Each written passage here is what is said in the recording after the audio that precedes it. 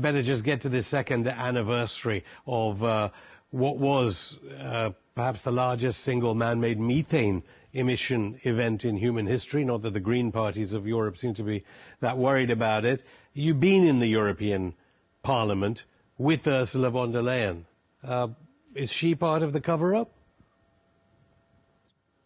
Well, the EU showed zero appetite for the truth surrounding the destruction of Nord Stream 2. In fact, on the day that the news broke, there was actually a conference on methane emissions in the European Parliament, and I was actually asked to speak at it by the Green Party because I was on the Environment Committee as well. And I actually spoke about the issue, but the Greens, they tried to make out, oh, it's the Russians again. And about 24 hours later, they didn't want to talk about it at all, because it became very clear quickly that the Russians weren't going to destroy their own pipeline. If they wanted the gas to stop going to Germany, they could turn off the tap on their end. And despite the fact that this was the largest release of methane in the history of the world, and despite the fact that this was a huge episode of environmental destruction, the Green parties across Europe did not have anything to say about it.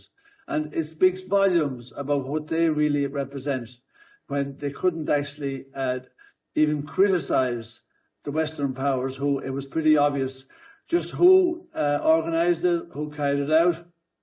We're still not certain, but we're pretty sure that it was the Americans were up to their teeth in it, and the fact that von der Leyen didn't want to know about it, none of the Commission wanted to know about it, and the European members, the MEPs, didn't want to know about it.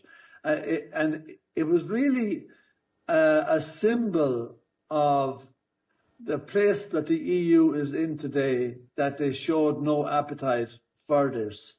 And the fact that they were prepared to sing dumb is scary. I mean, shortly before that, you had the German Chancellor Scholz.